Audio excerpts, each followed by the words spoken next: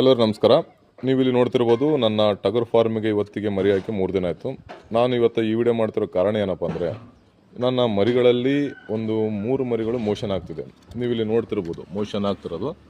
ಇದು ಯಾಕೆ ಆಗ್ತಿದೆಯಪ್ಪ ಅಂದ್ರೆ, ನಾವು ನಮ್ಮ ಫಾರ್ಮಲ್ಲಿ ಈಗ ನಾವು ಫೀಡ್ ಏನು ಕೊಡ್ತಿದ್ದೀವಿ ಅಂದರೆ ಶೇಂಗಾ ಒಟ್ಟು ತೊಗರು ಒಟ್ಟು ಅಷ್ಟೇ ಕೊಡ್ತಿದ್ದೀವಿ. ಯಾವ ಥರದ ಕಾಳು ಕೊಡ್ತಿಲ್ಲ, ಯಾವ ಥರದ ಫೀಡ್ಗಳು ಕೊಡ್ತಿಲ್ಲ. ಯಾಕಂದರೆ ನಾವು ಡಿವಾರ್ಮಿಂಗ್ ಆಗೋ ಲಿವರ್ ಟಾನಿಕ್ ಆಗೋವರೆಗೂ ಯಾವ ಥರದ ಫೀಡ್ ಕೊಡಬಾರ್ದಂತ ನಾವು ಪೆಂಡಿಂಗ್ ಇಟ್ಟಿದ್ದೇವೆ. ಅದಕ್ಕಾಗಿ ನಾವು ಯಾವ ಥರ ಫೀಡ್ ಕೊಡ್ತಲ್ಲ. ಈಗ ಇಲ್ಲಿನ ಮರಿಗಳಿಗೆ ಒಂದು 3 ಮರಿಗಳಿಗೆ ಶೇಂಗಾ ಒಟ್ಟು ಅಡ್ಜಸ್ಟ್ ಆಗದ ಕಾರಣ ಸ್ವಲ್ಪ ಮೋಷನ್ ಆಗ್ತಿದೆ. ಅದಕ್ಕಾಗಿ ನೀವು ಏನು ಯೂಸ್ ಮಾಡ್ಬೇಕಪ್ಪ ಅಂದರೆ, ನೀವು ಇಲ್ಲಿ ನೋಡ್ತಿರ್ಬೋದು, ಇದು ಬಯೋಟ್ರಿಮ್ ಬೋಲಸ್ ಅಂತಿದ್ದು.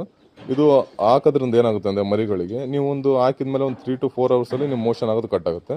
ಮರಿ ಹಾಗೂ ಚೆನ್ನಾಗಿ ಮೇಯಕ್ಕೆ ಸ್ಟಾರ್ಟ್ ಮಾಡುತ್ತೆ ಮರಿ. ಮತ್ತು ಯಾವ ಥರದ ವೀಕ್ನೆಸ್ ಇರೋದೆ, ಯಾವ ಥರದ ಜ್ವರ ಇರೋದೆ ಆರಾಮಾಗಿ ಚೆನ್ನಾಗಿ ಮೇಯ್ದು ಒಂದು 3 ಅವರ್ಸಲ್ಲಿ ರಿಕವರಿ ಆಗುತ್ತೆ.